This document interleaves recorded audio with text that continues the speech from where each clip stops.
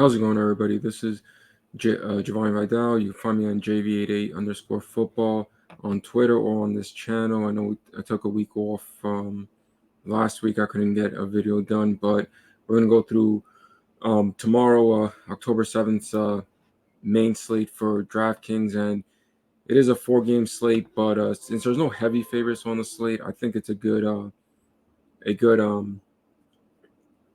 we can find some good spots in terms of DraftKings plays in a mix of cash game, core plays and some GPP shots. So let's get into it with at least start off with out of the 4 games, all the current lines at the time of recording. First match, Burnley at home taking on Chelsea. Burnley sitting at plus 350 on the money line. Chelsea is coming in as a minus 138 favorite. Then we have Everton versus Bournemouth. Everton is at home sitting at minus 106, while Bournemouth sits at plus 280 on the money line. Then we have Fulham, who's sitting at minus 167 at home against Sheffield United, who sits at plus 500 on the money line on the road.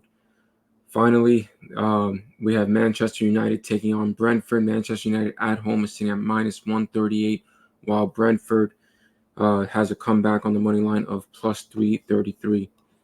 All right, so as far as starting points, I do want to start with the biggest favorite, which is Fulham at home again, minus 167, taking on Sheffield United. And I think Fulham, because odds driven, are going to be the main focal point, like not a heavy stack like you usually see with a Manchester City type of slates where there's 4-man stacks of the side. But I do think you're going to have at least in cash games three, maybe even 4-man if you include the keeper Leno from Fulham. But I think you'll see around 3-man stacks of Fulham, and their prices are fairly low, especially if we take a look at their set piece handler, which I think is a good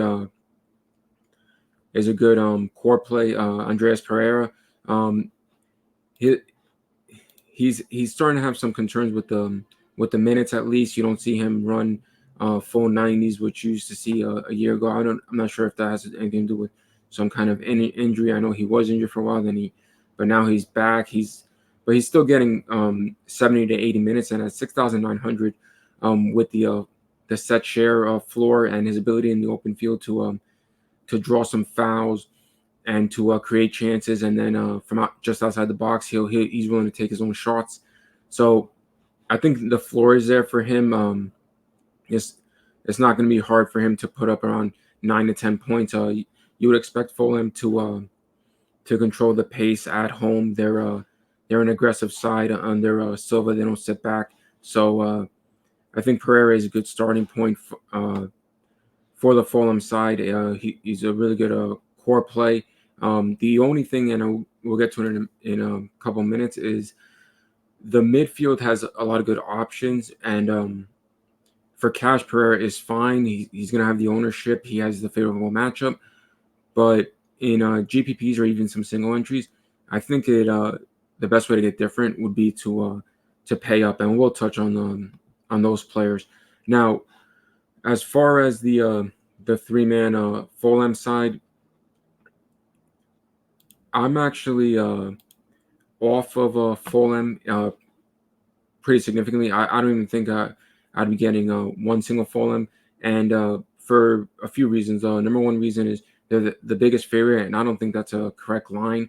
I know Sheffield United is sitting near the bottom of the table, and their recent since getting promoted, their recent away matches have resulted in 2-0 losses, and then the 2 previous ones were 2-1 losses. But if you look at it, their first away match was against Nottingham Forest, and that was one of Nottingham Forest's opening matches, if not their opening match of the season at home, and it was a closely contested match. Forest just ended up getting to Sheffield, which they were expected to win by a larger margin, like a 2-0 or 3-1 type of margin, but they snuck away with it as a 2-1 victory. Then the other two matches, they gave up two. They lost. Sheffield lost both, and they gave up 2 goals in each of those matches. But they were extremely good offenses, and those losses, rather the sides they've played, have already proven that their offenses, giving up 2 goals is actually an underachievement for those offenses. Those 2 offenses are Tottenham Hotspurs and West Ham United. These are teams that are consistently posting 2 to 3 goals every match. Is just becoming an expectation of them. Their offenses are really good. They're sitting on top half of the table as far as standings. Both sides are playing really well. I actually, now that I say that, West Ham, I'm not even sure where they're sitting right now, but yeah, they're still top half of the table. And Tottenham is first or second, based on points, probably second. Yeah. So that says to me that Sheffield United is a much stronger defense than what they're given credit for. And also, if you look at some of their statistics, as far as expected goals allowed, they're around mid-tier. They're not at the bottom of the table like some of these other clubs. They're right around mid-tier with 5.6 expected goals across 3 away matches, and they've given up the 6 goals, which is around mid-tier. Well, it is mid-tier also, but again, keep in mind those the 2 of those offenses that they held relatively in check, they gave 2 goals apiece, are far better offenses than Fulham. Now, if we go to the Fulham side, as far as their home form, Fulham has played 3 games at home, and they have the worst expected goals in terms of offense at home this season. They're sitting at 2.5 total expected goals across 3 matches, so that's less than 1 expected goals per match.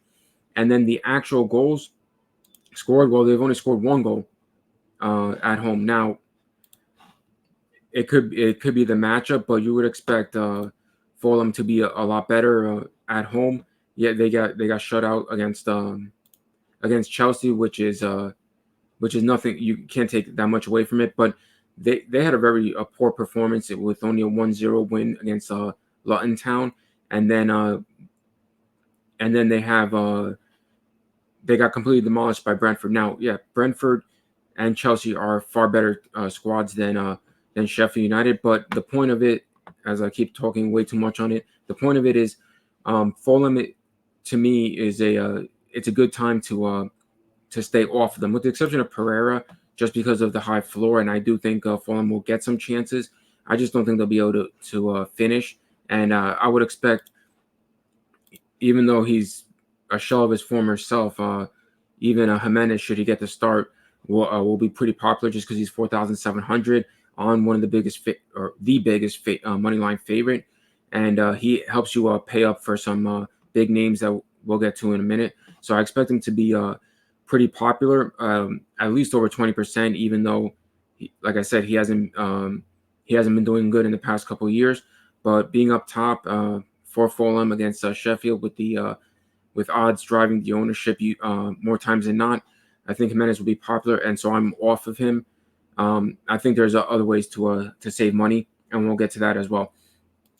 So, last point I'll make it on this. I do have interest in. I believe he's going to get he'll get the start, considering the injuries that Sheffield United are having. But I do have interest in Jayden Bogle, just because even from before they got relegated, I believe it was 2 seasons ago, or maybe 3 seasons. I think 2 seasons ago, yeah, when Jayden Bogle came on late for Sheffield United. He does well regardless to whether they have the ball or they don't have the ball. You see him; he has the ability to cross an open play. He will take some chances, though I'm not going to count on that.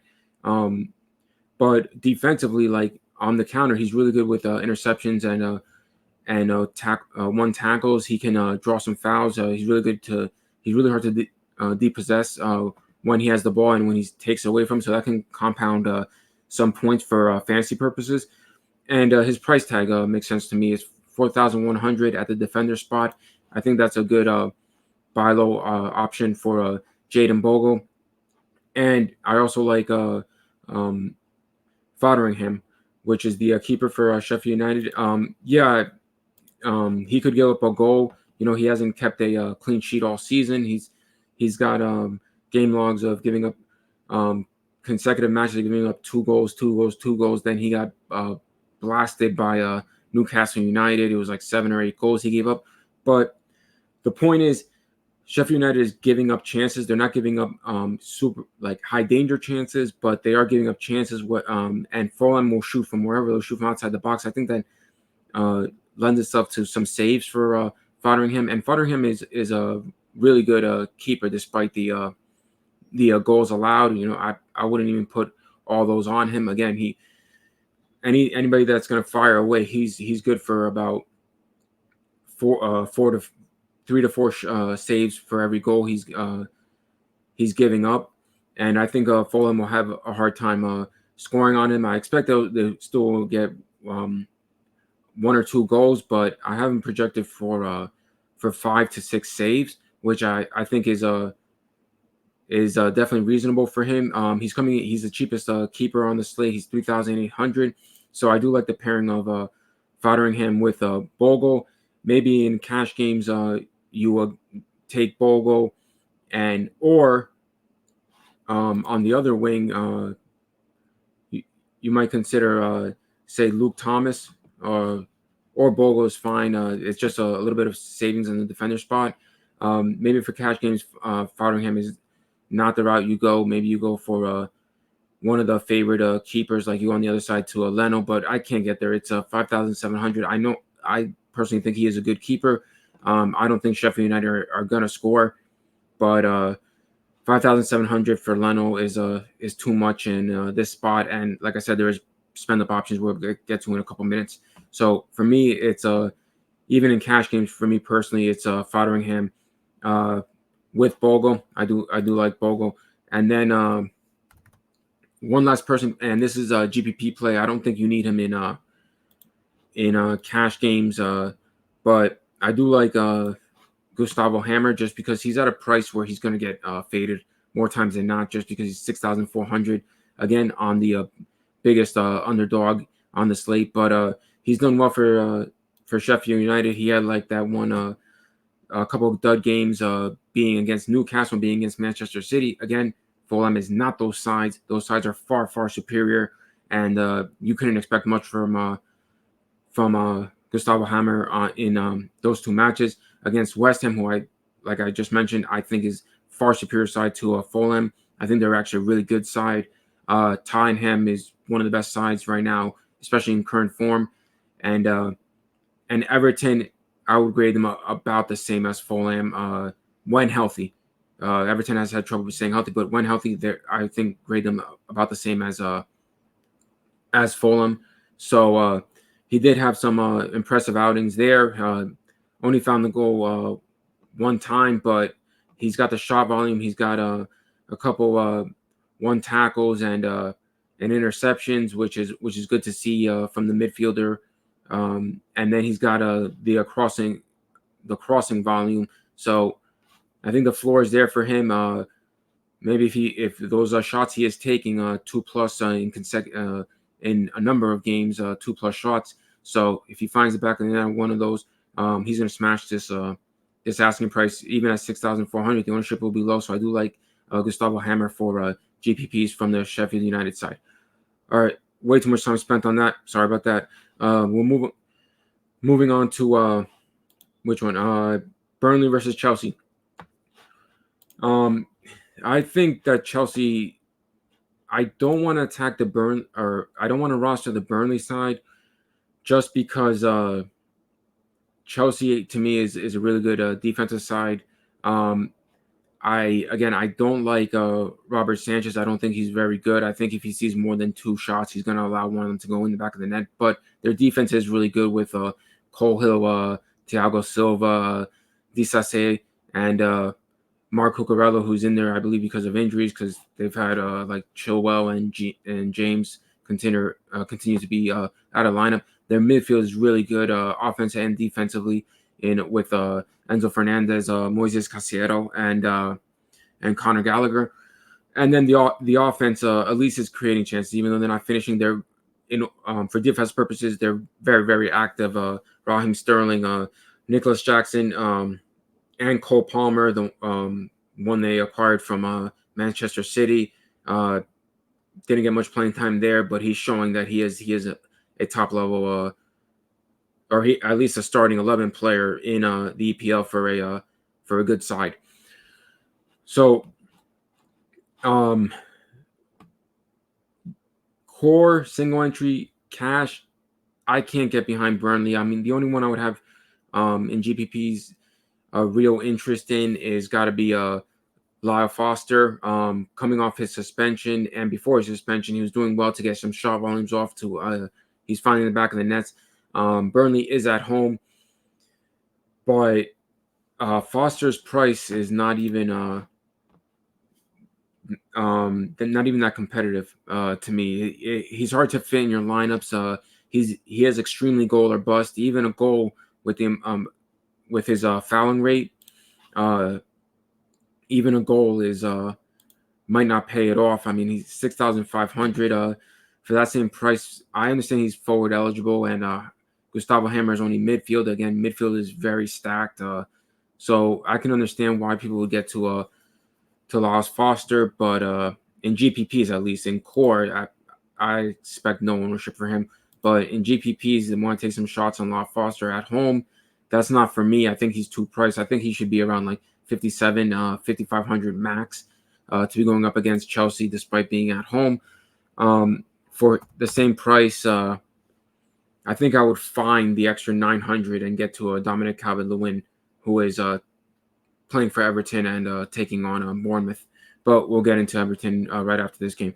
So where do we start with the Chelsea side? So the thing with Burnley is they're bottom three in expected goals. Across their 4 matches, they've given up 7.6 around 7.6 expected goals, and they've been massacred. Only Sheffield United had a worse home record, giving up 13 goals, but Burnley has given up 12 goals at home, and yeah, that number is a bit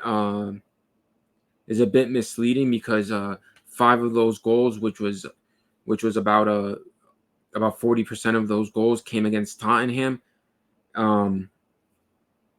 but even the other home matches, Aston Villa and Manchester City, those are teams that at least right now their offensive forms are far better than Chelsea. So I don't think Burnley's going to get massacred. But like I said before, Chelsea does have that open style play, and they're crossing from everywhere on the open, anywhere on the pitch. They're crossing, they're creating chances, they're taking shots from whatever angles. So for DFS purposes, it's hard to not take some shots and some pairings of Chelsea. Again, they are the second favorite, so ownership will be there for Chelsea. I don't think you can get away with completely fading them.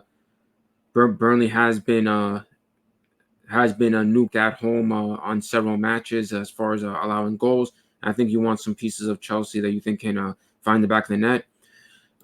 As far as the starting point and at least a core play from Chelsea, I'm not sure if I would get to Enzo Fernandez because he's kind of losing his full dominance on the set shares, and I think that has to do with whether Murdoch plays or not. And Murdoch has some kind of injury designation. I'm not sure what it is, but I do not expect him to play. So Enzo Fernandez at 7,200, I would be interested in taking as a core play and the starting point to any Chelsea stacks. I would also pair him with probably Raheem Sterling, who is clearly going to be handling now the penalties, and Sterling has the drawn foul rates, the created chances rate, and his price point is I think he should be around 10,000. I think that price point is still enough where he won't get so much ownership. Given Fulham is a lot cheaper, the and you have Bruno Fernandes and Dwight McNeil, who handle set shares, who have a far higher floor around that same price tag. But I think Sterling is a good play.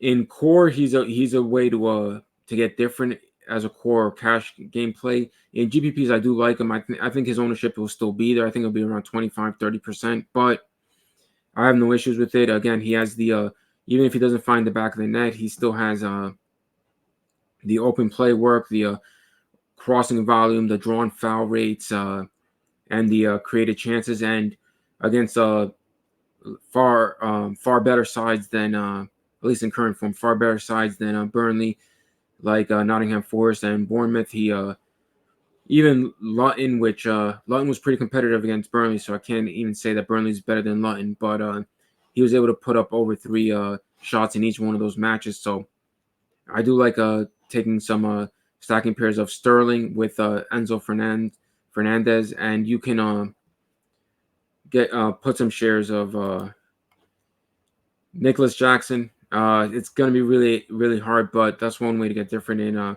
GPPs. Again, this is based off of if Murdoch is out, because if Murdoch is in, I think it's Murdoch over Fernandez all day. Even if Murdoch is not going to run the whole thing or the whole allotment of minutes, I just think he's got enough set shares, and he's 600 cheaper than Fernandez. So also Cole Palmer, I don't mind.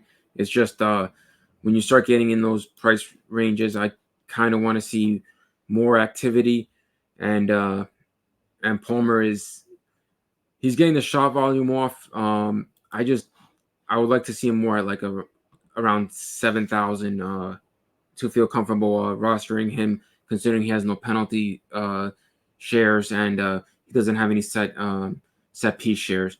So yep, give me Sterling, Fernandez, Nicholas Jackson, or Cole Palmer.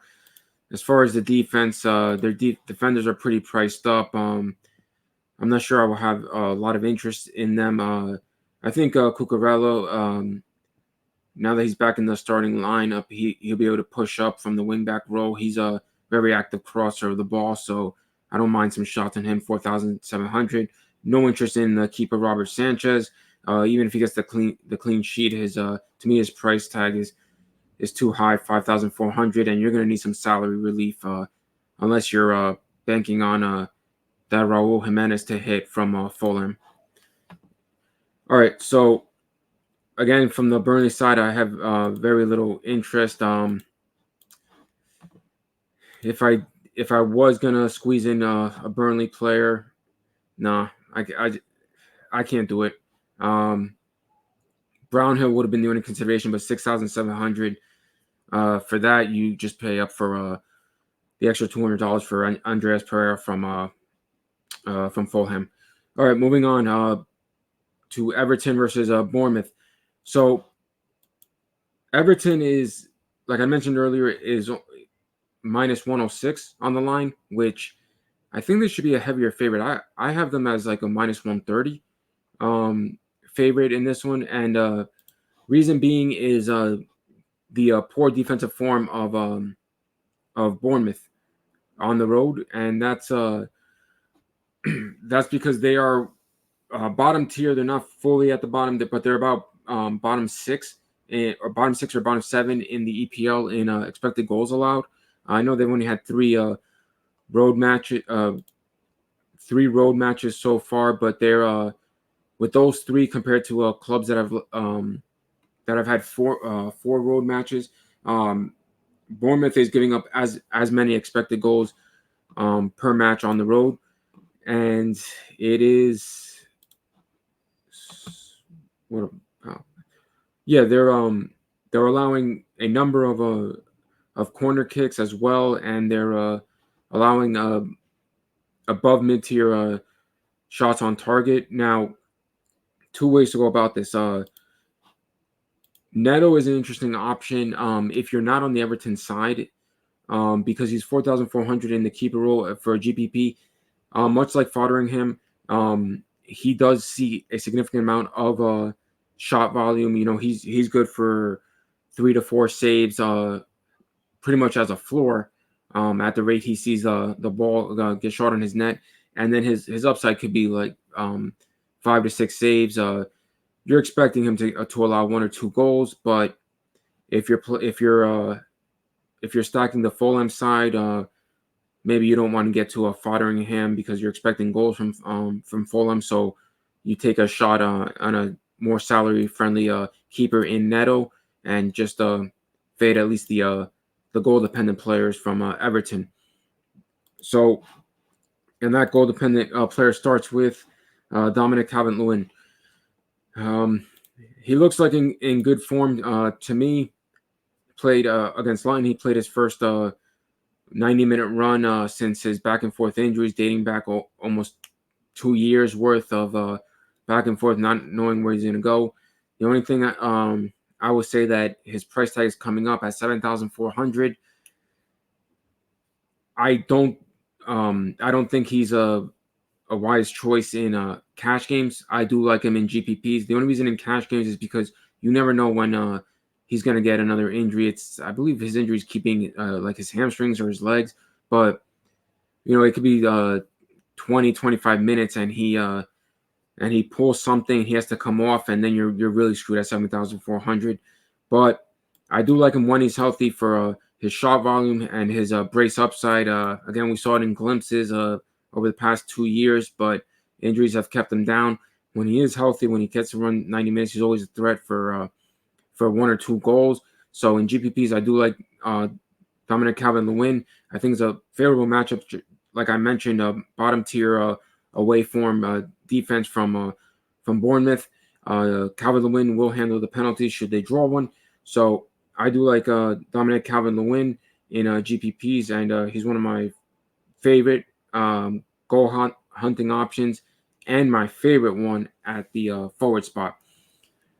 Alongside Calvert-Lewin, I do like Dwight McNeil. So Alex Iwobi has joined the side as well. Alex Iwobi departed the side. So now there's no worry about the splits. I know Damari Gray, I have no idea what's even going on. I'm not even sure if he's still on the team, honestly. But if he is, at least he's not. Actually, no. I'm pretty sure he departed the team or whatever. Regardless of which, he wasn't playing when he was there anyway. So Dwight McNeil, to me, I believe he is going to have the full monopoly of set shares. Maybe Ashley Young steals 1 or 2, but McNeil, regardless to whether it's the full set shares or even the open play work, this price tag of 8,700 to me is far too low. I think he should be minimum 9,500. In my opinion, he has a favorable matchup, and he has the crossing volume.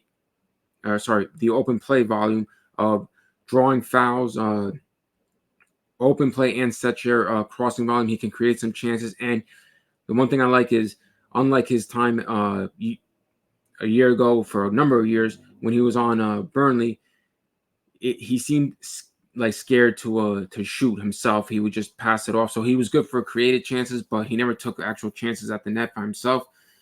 It hasn't resulted in goals this year, but at least the chances are there. That's all we care about for the DFS purposes. You take that many chances, I think good things will happen for Dwight McNeil. So Dwight McNeil is one of my favorite plays. He is a core play for me, and I think he's second or third, if not second, then tied for second as the best play on the slate, on this 4-game slate, in my opinion. As far as the Bournemouth side, Everton is an interesting side because for as good as you would expect them to be, they always seem to give up a goal or two. Their home form has not been great. That's probably why the odds are minus 106 only for them. Their home form has not been great. They lost to Luton. They lost to Arsenal. They lost to Wolves. They lost to Fulham. They straight up suck at home. But they're not getting massacred at home. So that's why I don't have a ton of interest in the Bournemouth side. But for GPPs, I do have interest in some goal hunting options. Again, they have yet to keep a clean sheet at home this season. Dating back to last year, they had trouble keeping clean sheets. Also, now their side is healthier now with the projected lineups that we have. So I'm not 100% gonna say they're gonna concede, but they have been conceding. And Bournemouth is a side that that is far improved from a season ago. They started finding their form last year towards the end of the season, and it's not resulting always in wins because they're outmatched by talent wise to like clubs like Brighton that they lost 3-1, or Liverpool that also beat them 3-1. Liverpool beats everybody 3-1 apparently. So, but they were competitive against Brentford, which Brentford is a very tough side on the road, and their home form has been their home form has been good. Keeping Chelsea off the board, so they are competitive. They do get up for the competition that they play, so I think they'll be ready to go against Everton. I don't expect too many goals in this match. I think Everton get this win 1-0, but I wouldn't be surprised to see a 2-1 victory for Everton either. So as far as GPPs for DFS purposes go, from the Bournemouth side, I don't mind any some chances on Dominic Solanke. 6,200 is right around the point where he's goal or bust, but he's not going to cost too much. And I think he can at least build half the dollar cost value back for you in shot volumes and created chances. He's not going to be greedy and just take the chances. He'll try to create. So even though it hasn't resulted in assists, at least for fantasy purposes, we can get some creative chances out of there. The shot volume is there against better sides than Everton, like I mentioned before, Brighton and against Brentford, against Chelsea, even against Arsenal. You've seen him put up consecutively 2+ shots, so the chances are there. He does handle the set piece. He does handle the penalties for Bournemouth, and he's very consistent with his minutes. He'll grind it out and keep playing. I like the fact that he goes up for aerial. He can hold possession up front. He can draw some fouls. So I think he can do enough to build up some kind of floor. And at 6,200, I even would suggest he might be a better goal hunting forward spot, in a goal hunting forward spot than say Lyle Foster, who's more expensive. If you're on the Bournemouth side to upset Everton, he does come about $1,200 or something cheaper, over $1,000 cheaper at least than Dominic Calvert-Lewin. So that would be an interesting pivot that lets you get a lot of chalky pieces, and then that one pivot could give you all the leverage you need in like a GPP. As far as the keepers, I know they can get some saves, but I have no interest in either keeper from Bournemouth or Everton. I know Leno has Neto, has enough saves and the consecutive saves because he sees all that volume that Bournemouth gives up, all those shots on target. But for me, I think I'm sold on Fotheringham. The $600 savings is really hard for me to pass up. So, and Pickford to me is too expensive. I really have no interest in any of the keepers above 5,000. To me, it's either, if you have to choose, it's not Neto or Fotheringham, and then you move on. So moving on to the final match, it is Brentford versus Manchester United. This is the match I have the most interest in, and like I mentioned earlier, Manchester United is the favorite in this one at -138, but they're at home at 138. Now, if you've seen the previous videos I've done, whether it's the betting ones or the DFS ones, I'm going to tell you straight up, Manchester United's defense is terrible. They suck. It is really, really bad, and I think Brentford is going to expose that. Now, for as bad as their defense is, Manchester United still is a very capable offense. And I actually do like the over in this match. I even like the over 3.5 goals in this match. I haven't played it yet. I'm considering playing it, but for as far as DFS purposes, I do think Bruno Fernandes and Brian Mbeumo from Brentford, they're both expensive, but they are my number one and number two core plays, GPP, cash, everything plays. They're both really expensive. Fernandes is coming in at 9,700 on DraftKings, and Brian Mbuemo is coming in at 9,200. Both of them handle set pieces. It looks like Mbuemo has been starting to get take him off of Matthias Jensen, and Matthias Jensen is actually not even a bad play because he does handle still a number of crosses, even if it looks like he's being a little bit phased out of it, but I just can't get to that price tag. Even though he's been creating chances, he's been involved in a number of their goals. 7,300 seems too expensive for him, and I'm running out of salary jamming in Mbuemo Fernandes and one of these guys like Calvin Lewin or Dwight McNeil. So regardless of which, like I said, I think Brentford and Manchester United, I think both of them put up 2 or more goals, or it could be a 3-1 game. But my model would suggest draws like the most likely outcomes, with the over 3.5 as just under 60%. So 2-2 makes sense to me as the final score. And alongside Mbuemo, for GPP pairings or like mini stacking, I think Jean Wiesa is a good option. Just because he's there at 7,600. I think if you get people that are going to stack Brentford, they're going to be taking the $300 savings and going with Matthias Jensen in this matchup. But Jean Wiesa, for as goal dependent as he is, he does draw a number of fouls. He does have the shot volume. He's very good at getting open in open plays, and he'll take his chances. The creative chances are not fully there, but that's all right. He usually Mbuemo or Jensen, even Norgard, they're usually setting him up or at least trying to get him the ball so he can finish. I do like his activity as the forward spot, and unlike last year where his minutes you were worried about him getting pulled, he at least in recent form he's been getting his allotment of 90 minutes. As long as he can go, he's going to be left on the pitch. You don't have to worry about him getting pulled.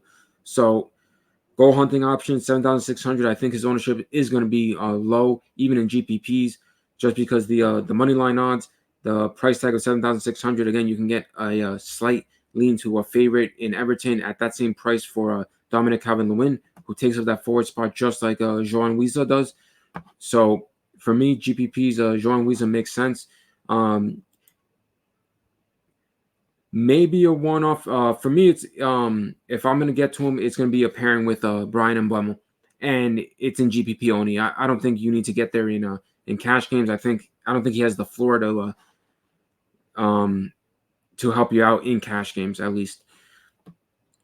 As far as the Manchester United side, again, their defense sucks. Their offense is really good. And we're gonna have to start again with Bruno Fernandes, who is the best play on the slate. He has the floor. He has the crossing volume. He draws fouls. He argues with the refs. He takes yellow cards, even committing fouls, taking yellow cards, and running his mouth. He still just keeps producing it. For DFS purposes, the crossing volume is there. It's an average of north of 8, especially with who is going to be out when you have like Luke Shaw out. Even when Christian Eriksen was back during like the mid-table runs, like the whatever they're in Europa. No, they're not in Europa. They're in the Champions League. They don't belong there, but yeah, they're in the Champions League. So at least with when Eriksen is playing with him, Fernandes is still taking the set shares. So as like the corner sets and everything, he handles the penalties. He's the captain. He takes the penalty kicks, and he's really good at them. He has the shot volume. He can create chances. He can create chances as well. He's very smart in the midfield to know when to pass or when to take his own shot if he sees an opening.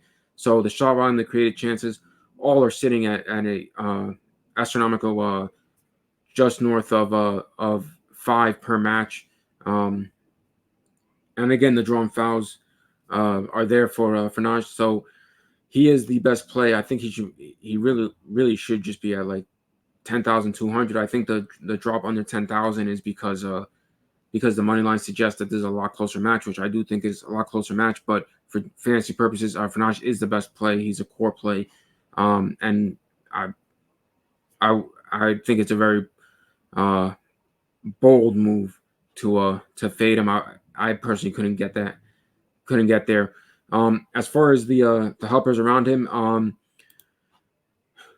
Rasmus Holland is coming in fairly cheap for he's finding his form in the he's had some chances, he's had some goals called back, but he's looking very good up front. He's coming in at 7,000. I think that's even a better spot. The only reason that I slightly lean Calvin Lewin in GPPs at least is because Holland is 600 cheaper, so he's gonna draw a lot more ownership than Calvin Lewin. So if you're going very like chalky lineup like Fernandes, the Pereira from Fulham, and a lot of and Dwight McNeil, who's gonna draw his share of significant ownership.